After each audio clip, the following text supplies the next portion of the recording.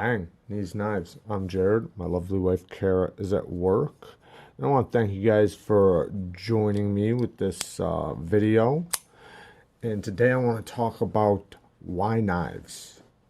Why be into knives? Why love knives so much? Because I think it's pretty well obvious, that I love knives, and I'm sure a lot of you guys do too. But why? Why are we so fascinated with knives? Why do we enjoy knives so much? And I think a lot of it has to do with history. I mean, since the beginning of time, since the Stone Age, we've uh, we've needed knives to exist. I mean, really think about it. History, as far back as we can remember or know or date, we've had knives. Even I think it was 4,000 years ago, the first single-edged blade was made, and I think that was the Bronze Age. And knives have been a huge part of history and still stand today. And they stand the test of time, even through going to the moon, the iPhone, all the technology and computers. Through all of that, we still can't exist without a knife. We still need a knife as a tool in many, many ways. I mean, between doctors doing surgery, veterinarians, chefs, carpenters, construction workers. I mean, just so many reasons and so many different jobs. You need a knife. I mean, hunters, woodsmen, campers. I mean, just you name it. We need a knife, and or not name it, but no matter what, we need a knife. We can't exist without a knife. We really can't. I mean, every single kitchen in America has, or in the world, has a knife. I don't think there's a country that doesn't have knives. And like, if I dropped you in the middle of the woods right now, what's the first thing you would want? A knife. And if I didn't give you a knife and I dropped you in the middle of the woods, the first thing you'd probably be trying to come up with is something for food prep, some sort of edged, either it's a weapon or tool or whatever. But you're gonna need a knife for, making traps, for food prep, for building, whatever you're gonna sleep in, for so many things you're gonna need a knife for. And I just think it's a very valuable tool. And and through history, we used knives as a currency in a lot of ways. Having a good knife was an asset. You had to have one. Like, for a person to not have a knife or a good knife, that just, for one, it didn't really exist, and if it did, you needed one bad. And so somebody who had a good knife to trade, that was a really good thing to trade. So you could trade, a good knife for a lot of things. Or, if you could make a knife or whatever. It was only a couple hundred years ago, we didn't have forks. So what we did was, if you came to my dinner table, I didn't give you a knife. You brought your own knife. You had a knife in a sheath or a knife on your belt, and you would pull it out and cut your food up and pick it up and put it in your mouth. Now, we use forks, but, it's not that it took over the knife. It just, was better for picking up food and put it in your mouth. Probably a little safer too. But now all kitchens pretty much have knives, so you don't have to bring your own knife. And it's just something that stands the test of time. And for so long, through history, between all our ancestors, knives have been made out of good materials and been just an asset and a great tool to have. And even today, we can't exist without one. So a great I think it's a great part of history. And I can't imagine them ever leaving. If you really think about it, I mean, through all technology, what else has stood the test of time longer than a knife? I mean, what's one other thing we could not live without, even though we're in the computer age and, doing everything we're doing, going to Mars and all the things we're doing?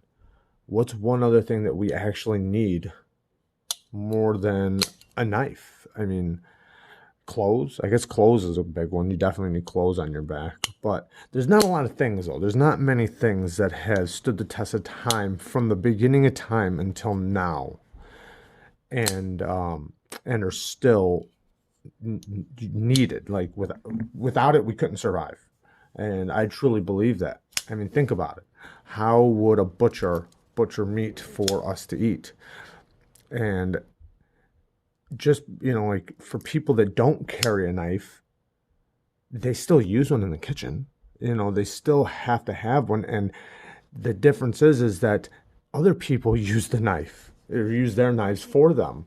So, like, say if you buy your meat from, a butcher or whatever, well, he's used a knife. So you got your meat from a person with a knife.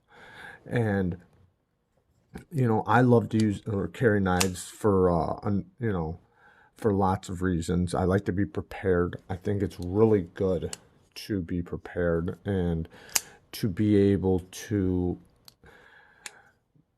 for convenience and also for, situations that I might run into where I might need one. I need a knife very, very often, more often than not, I guess, because I'll use it just to make things convenient. Like instead of opening up a bag of chips, right? So opening up and risk ripping it and it tearing down the side of the bag, I'll just right open, bang, done.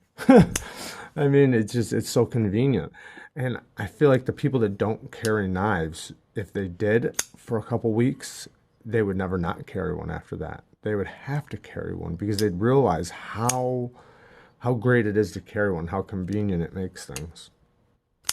And I like to be prepared, like I was saying.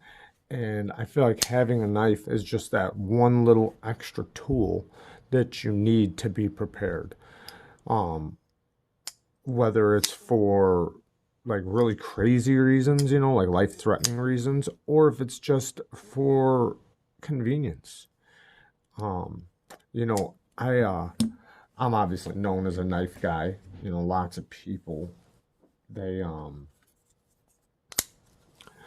they they if they need a knife, Jared's got a knife, right? So if somebody needs a knife, they yell my name. Hey, Jared, you got a knife? Yep. Yes, I do. Of course I do. And even though this will happen, like especially like at work, so often, like once a day, twice, sometimes two, three times a day, they'll need to borrow my knife. And even though that happens, they still don't carry a pocket knife. I think that's insanity. You realize that you need a knife every day, all the time, and yet you want to just yell for the guy who is prepared instead of just getting prepared yourself and having one. Um, family members, they obviously know me as that too. If they need a knife, a lot of my family members carry knives, though. But if they need one, they'll ask for it. But for somebody like that I work with, that obviously sees a great reason to carry one, and then they don't. To me, I feel like that's a person that isn't prepared.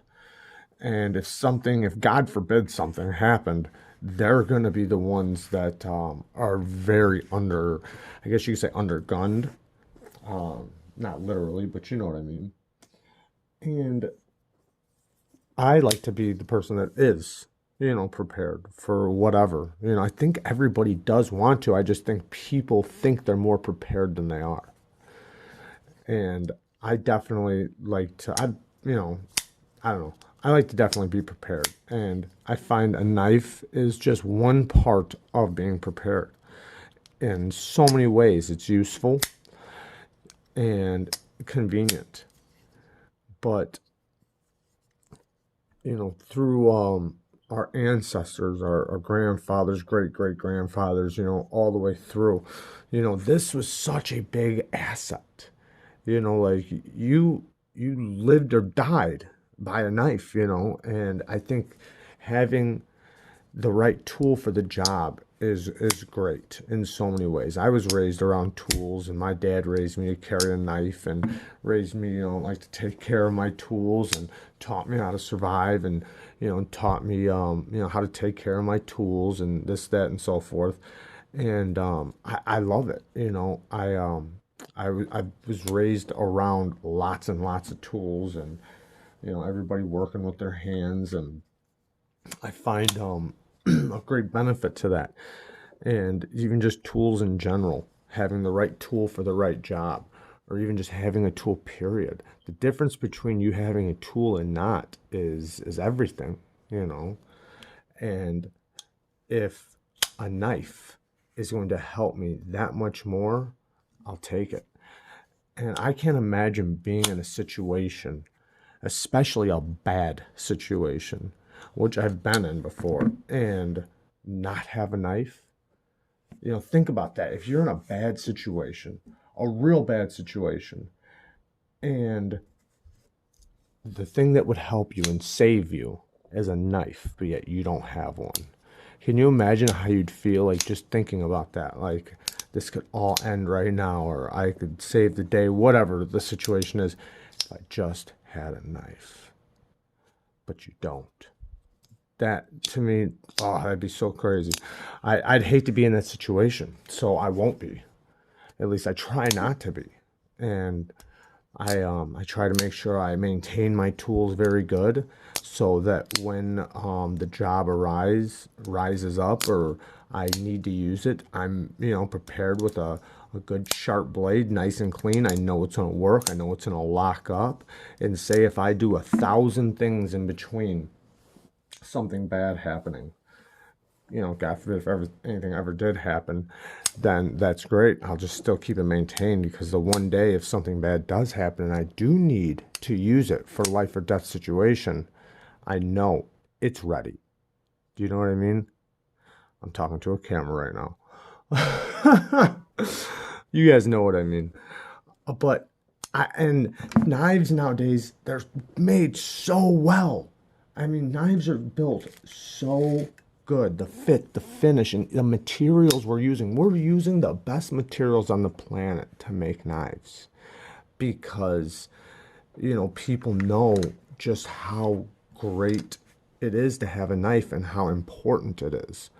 Now, I can't think of another country that, doesn't have knives. I think that's ridiculous to even think. I think all countries have knives, all everywhere. Whether even if you go back to like a tribe or something, they're gonna have some sort of edged tools. They're gonna. I don't care if it's made out of rock. They got one.